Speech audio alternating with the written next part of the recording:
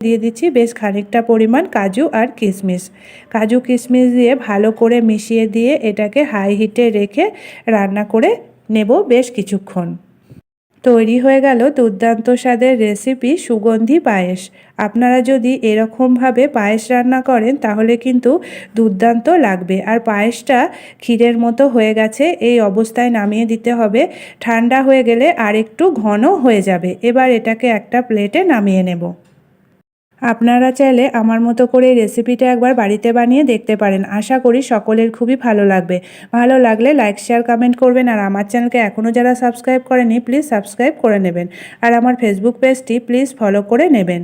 এর ওপর দিয়ে এবার ছড়িয়ে দিচ্ছি বেশ কিছুটা পরিমাণ পেস্তা গ্রেট করা। তাতে করে পায়েসটা দেখতেও সুন্দর লাগবে আর খেতেও দুর্দান্ত লাগবে। আর দিয়ে দেব এর ওপর দিয়ে বেশ কিছুটা পরিমাণ কাজু কিশমিশ। আপনারা চাইলে ঠাকুরকে ভোগও নিবেদন করতে পারেন এভাবে পায়েস বানিয়ে। এভাবে যদি পায়েস বানানো যায়, পায়েসের থেকে এতটাই সুন্দর গন্ধ আসে যে দেখলেই খেতে ইচ্ছা করবে। আর এটা খেলে বারবার খেতেও ইচ্ছা করবে। আজকের মতো এটুকুই। আবার দেখা হবে আগামী নতুন পর্বে। ভালো থাকবেন, সুস্থ থাকবেন। ধন্যবাদ।